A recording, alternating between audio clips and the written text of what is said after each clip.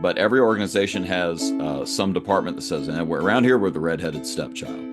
Well, if you do this effectively, you are eliminating that problem from your business. Everybody's going to recognize that they're important and expected to improve.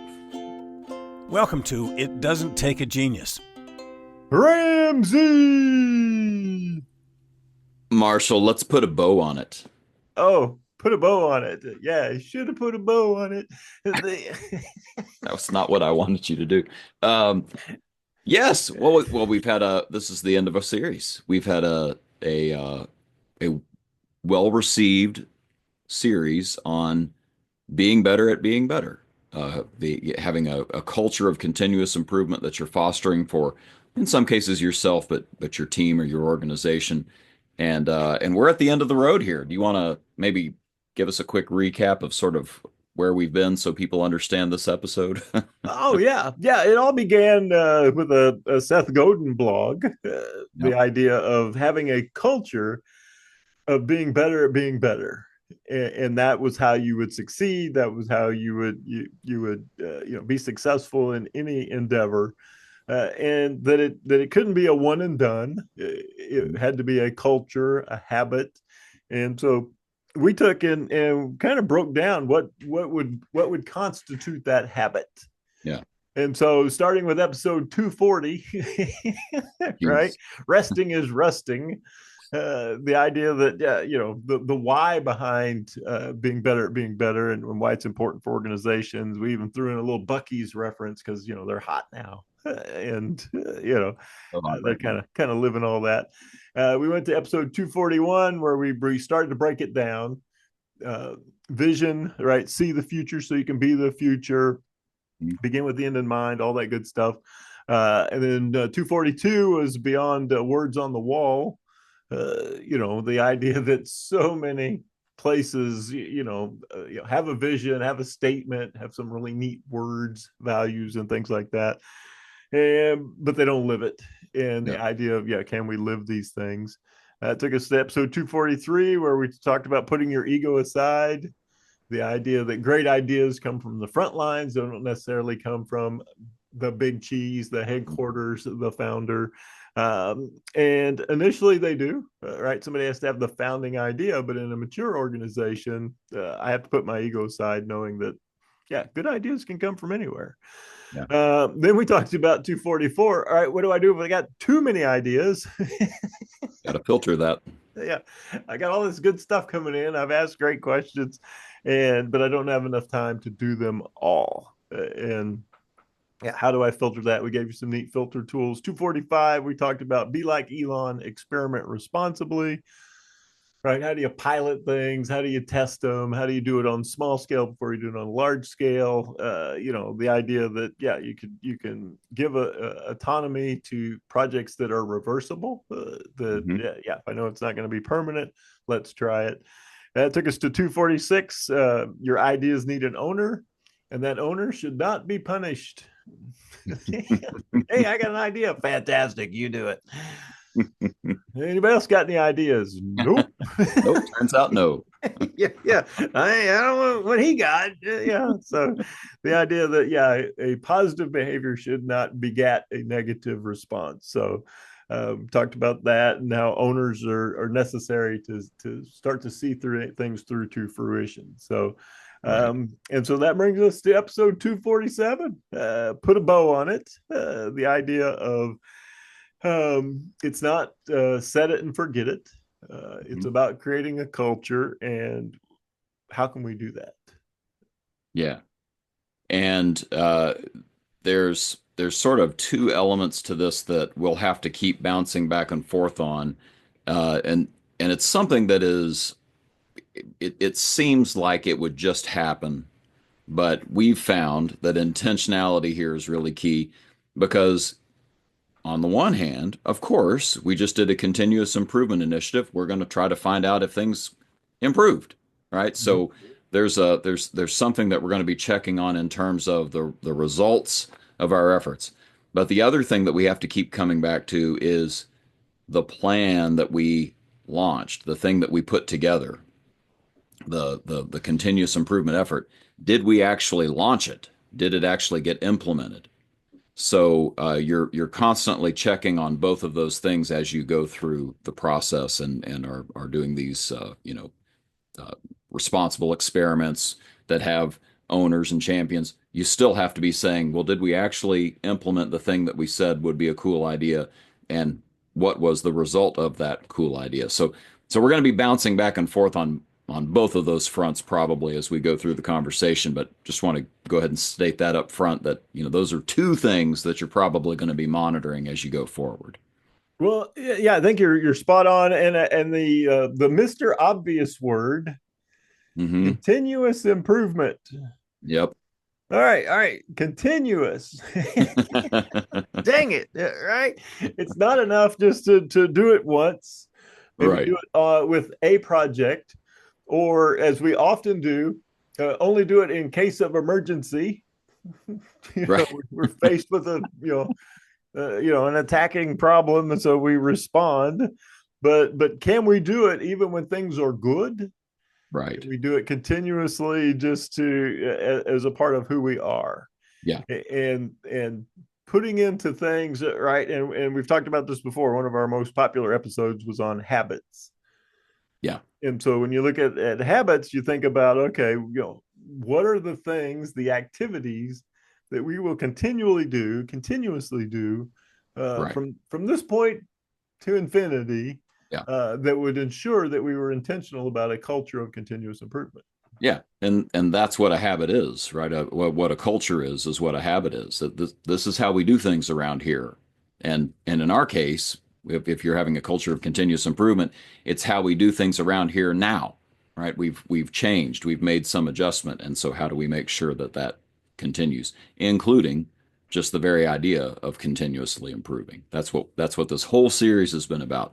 So, um, let me I'm going to make a suggestion on how we frame this, and you tell me how fast or slow we need to go on this. But I think there are three lenses by which we look at this, and I've always felt this way. I was taught this way, that this is how you launch a team, and it's something we've talked about on the podcast.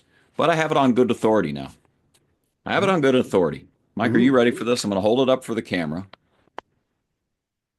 Don't ask me how I achieved this, but I happen to have a bunch of Ooh. internal Toyota documents, the masters of continuous improvement. And I have to tell you, I'm not going to reveal any trade secrets. A lot of this stuff is confidential and marked as such. But I just want to tell you, it is very affirming for the kind of stuff that you and I do for a living, and a lot of the people listening, strive to do for their organizations. Um, because it's it's a lot of common sense executed extremely well, and done very intentionally. One of which is something, like I said, that we've said for a very long time, that you look at this through how important is this for us, the employees, for us, the company, and for them, the customers that we actually serve. Mm-hmm. So when you are doing any sort of setup of a team, you're saying, why would we bother doing this? Why is this our vision? Why is this our thing that we're wanting to continuously improve? Why is it important to us, the employees, to the company as a whole, and to our end users, our clients, our customers? And what we're suggesting is, and Toyota apparently agrees with us, is that when you wrap up, and get to a point where it's time to monitor the progress, you should be looking at it from all three of those lenses. So I'd like to put that out on the table, that there's one answer to the question of how you're setting up this constant continual monitoring, is you have to look at it from those three perspectives. Oh yeah. When you think about, yeah, how will we evaluate the ideas? And we're talking about towards the possibly the end of a particular project, not the end of the continuous improvement. Right, But yeah, that becomes my evaluation criteria. I'm going to right. look at it from these three lenses, Yep. and from these three lenses, was this successful? Hmm. Did it make things better for the employees? Did it make things better for the company? And did it make things better for the customer? Yeah. Yeah. And if you just you can almost imagine the possibilities if Mhm. you just neglect one. Man, Exactly. this was fantastic for our company, and it was fantastic for the customers. No, our employees hated it and quit, but Yep. that was, Exactly. yeah. Or man, our employees love it. It's good for the store. Oh, yeah, yeah. Customers, yeah, running away from it in droves. Okay, this will not be a long lived effort. Right. Right. And of course, the ideal is that all three interests converge on something. So I was just talking about this with a fairly new hire in sales and marketing for a smaller firm, and she just landed their biggest account single order that they've ever had. And the owner of the company was saying to her, uh, "We've never been able to do this before." And her reasoning of why it happened was because that she spent so much time developing relationships. Makes perfect sense, right? Mm-hmm. And she was pointing out, and the company up till now, the owner has been super focused on efficiency. Mm-hmm. All right. Well, the genius of companies like Toyota is that they say we are going to get more efficient because that will be beneficial for our relationships with our customers. It'll be Mm-hmm. beneficial for our relationships with our suppliers, et cetera. So the reason I say that is because these don't have to be warring, right? It doesn't have to be, oh, we want to be efficient for our company. Oh, we want to bend over backwards for our customers. What if efficiency and bending over backwards for the customers were the same thing? What if they were both united? And I think that's what we're really talking about here is that there's an opportunity for us to see how when we do a continuous improvement initiative, we can see how it benefits all three parties at the same time. So, but anyway, you're not going to get that unless you measure it. So there's Oh one yeah. issue. Well, yeah, you remind me of the story of we do some work with automotive dealerships and had an automotive dealership, and they decided one of their values would be transparency. No boy. Yeah. And they said, we're just gonna like even if you go to their website and look at one of their used cars, the service records for that car are part of the vehicle description. Actual PDF scans of here's what we did in the car, here's the actual, service records of this car, here's the photos, they point out what's wrong with the car. Yep. Like, That's it's got a awesome. scratch here we didn't fix and things like Yep. that. And so when you stop to think about it, right? All right, so how was transparency good for the employees? Well, the employees, right? At first, they were resistant, right? Because I don't want to tell somebody, all right, well, you want to buy it, but you need to know this. Yeah. Um, but what they just quickly discovered was people leaned into that. People were Hmm. more willing to believe the good things that they said because they were willing to tell them the less than favorable things, Yep. and they never had people coming back mad after the transaction with That's right. nobody told me. Yep. And so then you looked at the company, right? The company was getting more favorable reviews. There was no calls from the Better Business Bureau or you'll hear from Yep. my attorney customers anymore. Yep. And then you look at the customers knew exactly what they were getting. Yep. And they were Yep. they were just so impressed, and they would write comments in their reviews, right? It was so amazing that you guys told the truth and you were transparent, and you pointed out stuff that you didn't have to. Yeah. But was and so yeah, all three continue or customer clients were Audience. served Yeah. by the improvement.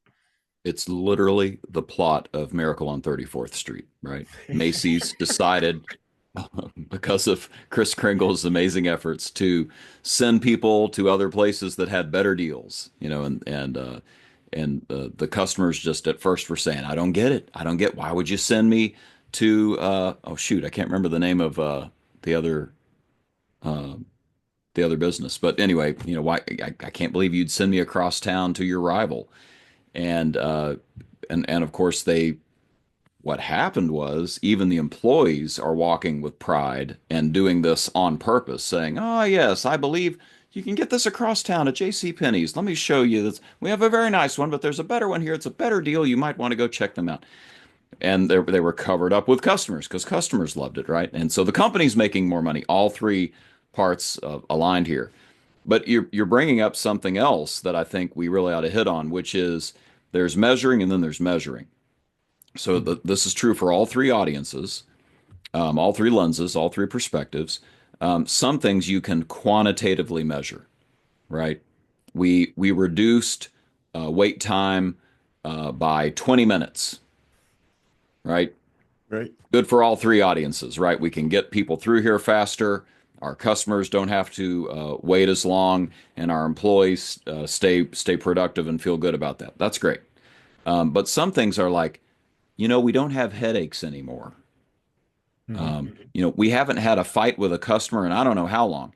It's not something we track, right? It's not like there's somebody in the accounting office saying, how many fights with customers did we have this month? Let me put some tick marks down on a spreadsheet. Nobody's doing that, right? But we know, right? We Mhm. know. And in fact, that's often something that happens for you and I is, we're in a mid-year review with a client. We're saying, hey, are we still working on the right stuff? Is this still, valuable? And sometimes the answer is, man, yes, it's super valuable because we're talking. Mhm. Like we're having conversations, we're being transparent with each other. You can't put a price on that. You'll have clients say that. I just don't know how to put a price on the fact that I have this open line of communication with my people because of you coming here and doing some stuff. Well, I'm not going to be able to put that on a balance sheet, right? I'm not that's not going to show up on an income statement, but it's worth considering. So, all that to say, you have to consider the quantitative improvements, but you also have to consider the qualitative improvements for all three of these perspectives. And that might take a little bit of time to sort of sit down with people and have some two-way conversation to figure out what has changed for all the different audiences. Oh yeah, yeah. We hear this from owners and managers, and we'll ask, all right, so what are the signs that are working? And then sometimes they, until you ask the question, they don't realize that. They go, wow, I haven't talked to a mad customer in months. Yep. It used to be a Yep. weekly activity, Yep. and then you get all the light bulb goes, well, maybe this thing is working. And so yeah, they saw some metrics change, but then they, like you said, the quality piece of it, right? They were able to focus, and their days weren't blown up by angry customers, Yeah. and everybody seemed happier. So yeah, but yeah, until you ask, they're like, oh yeah, I knew something was different, but I hadn't put my finger on it. It's so good, and it really points to why you need to make sure, to your client's point, that this does need to be transparent, right? Because when we're doing an after action debrief, when we're doing a continuous improvement results meeting, when we're having a state of the organization speech where we're going through some of the things that happened during the year, it can't be all glossy, right? There Mhm. probably were some things that didn't work, and being realistic about that uh, is probably part of what makes the culture of continuous improvement actually take hold because people know that this is real. We tried some things that didn't work. We Mhm. tried some of those. We experimented responsibly, as we discussed 2 episodes ago, and some of it didn't work. And doggone it, that stuff needs to come to the surface too. We tried an experiment, didn't work. We learned something. Here's what we're going to change. People need to hear that. Oh yeah, yeah. The idea that, yeah, the continuous improvement would mean that we continuously meet and talk about this. Yeah. And so we continually sit down, and we have our, whether it's, ideally it's integrated into regular meetings, Yep. right? We review our metrics, and then a portion of the agenda set aside for updates on things that we're working to improve, and next ideas and things like that. And if it's too big, right, it may be a separate meeting, but we Yeah. consistently meet about it, we talk about it, And then we go through our backlog of ideas that Yeah. we okay, we filtered, as they say in Hollywood, we put a pin in it, and Yep. so Yeah. we want to take the pin out. Maybe it's time for this one now. We now have the manpower, the resources, the will, the expertise to maybe execute this one, Yeah. and we put that one into play. And then the idea that yeah, the check-ins need to be meaningful, Yeah. that you're going to check in and like, all right, where are we at on this project? Right. And that's where the owner accountability comes in. Here's where we're at. Here's what's left to do. Here's next steps. Yep. Right. And then all that's documented so that we can talk about progress when we meet to discuss it again. And we keep the momentum going. And at some point, yeah, people, I've seen it where people become less afraid of change because change is just what we do here. Yep. And That's right. so, when we haven't changed anything and you change the first thing, it freaks everybody out. Yep. Right. But if it's just part of what you do here, Yep. you just keep rolling. And then the idea of don't forget the celebrations. Yeah. The let's okay, this is up, it's running smoothly, it looks like it's to the point where we wouldn't go backwards even if we weren't focused on it. It's just part of Hmm. our process now, or the way we do things.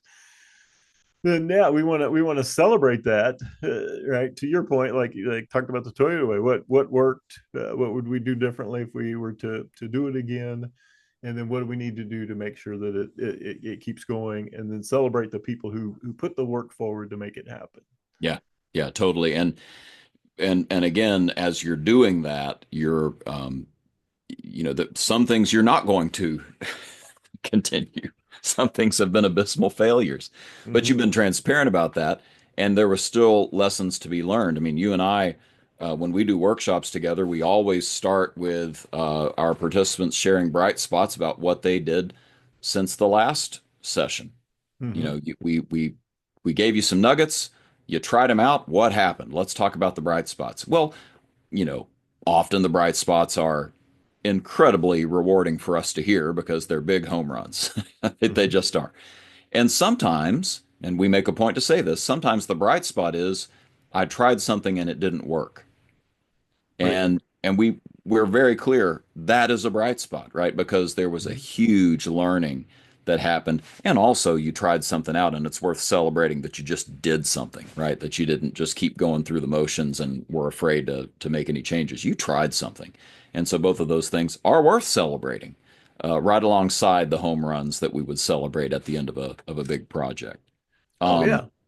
Yeah, the the idea that, yeah, we recognize the success, right? We recognize the achievement of the improvement, and then we appreciate the effort, yeah, even when it doesn't go well. that's right. Right? Somebody was willing to try, and they made a valiant effort. We got to Yep, appreciate the tenacity, the persistence, the positive attitude, or yep, whatever they brought to the change. Yeah, we got to love on that, that's right. because yeah, the next one might be the one that takes us light years forward. So let me bring up one last thing that I think is a big deal as you go through iterations of having these sessions where you're monitoring, uh, transparently sharing the results, looking at all three of these perspectives, looking at it quantitatively and qualitatively, and making this regular. Is if it's going to be regular, it probably ought to be regular in rotation. And what I mean by that is you can't have one set of people, one department who is always uh, the success story. Mm-hmm.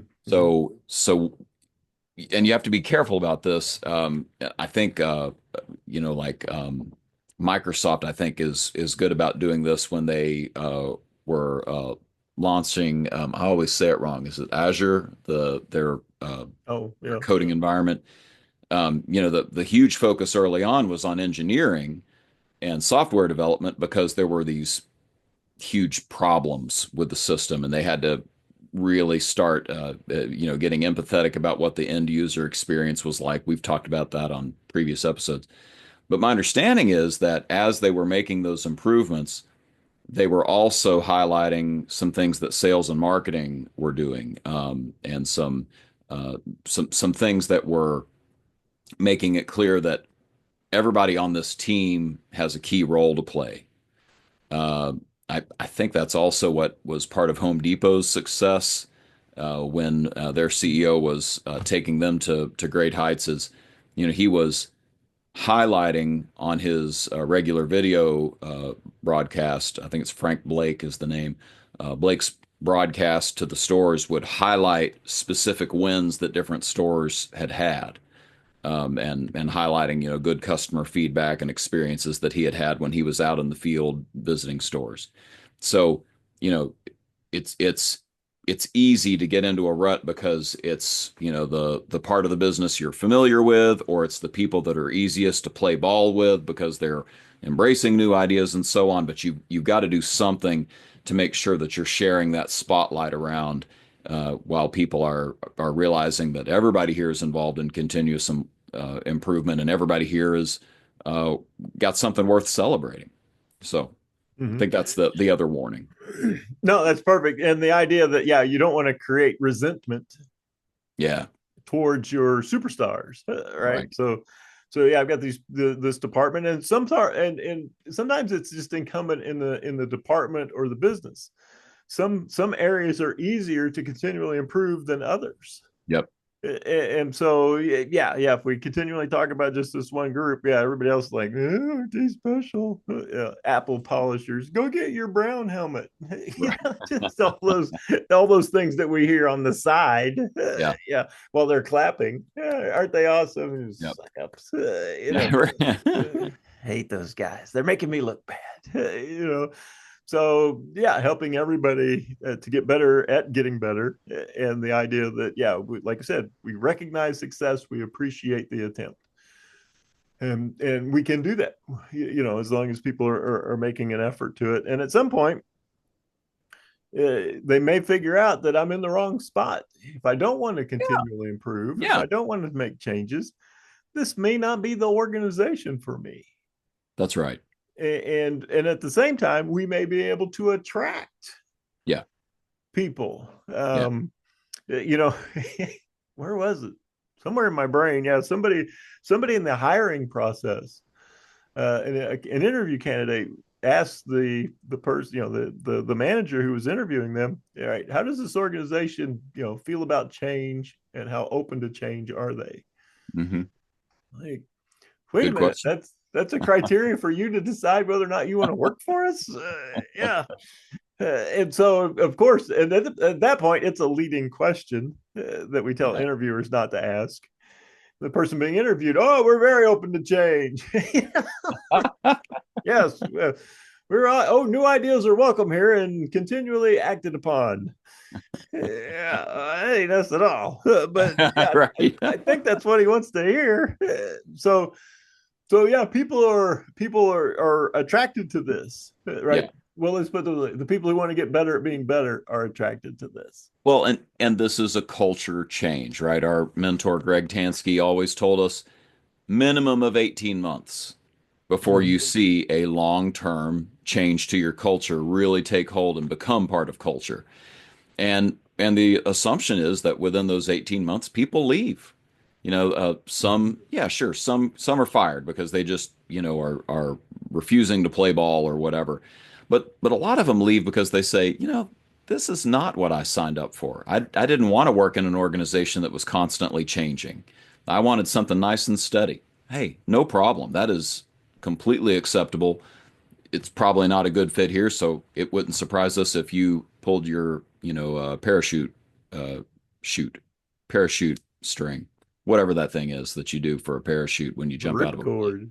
Rip cord. That's the word I was going for. Anyway, I thought you were uh, going with, I'm going to take my red stapler and go home. but he didn't go home.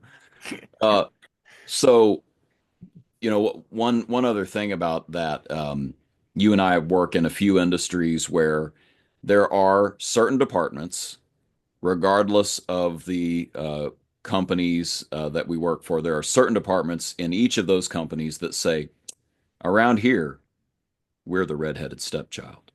Oh, yeah. What's amazing to me is that that department is never the same department. Sometimes it's accounting.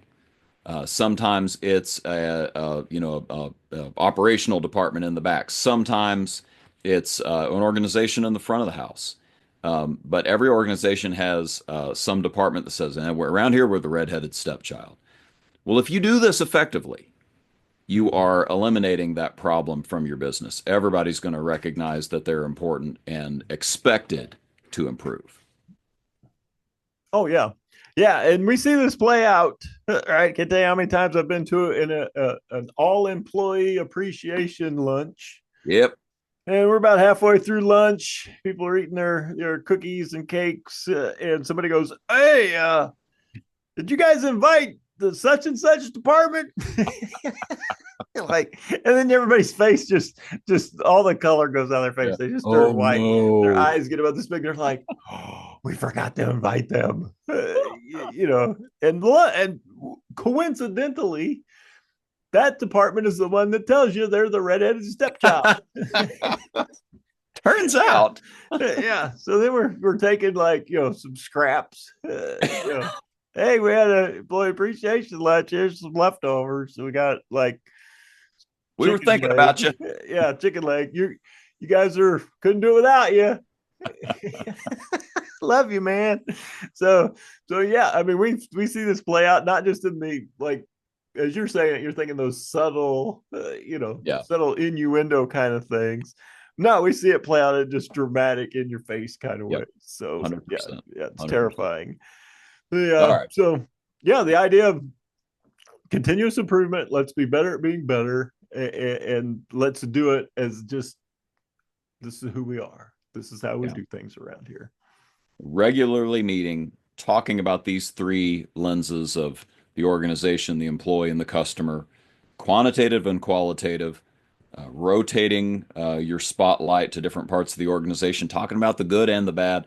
There's a lot of things that this event will determine whether or not this is really going to take hold.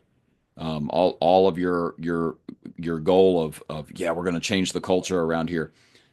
It often comes down to this. That if you're not doing this, you've done a lot of cool stuff and you've said some really inspirational things and some things have happened, but nothing takes hold until you make this a regular monitoring and celebrating event. So we hope this has been a helpful series for you listeners, both of you.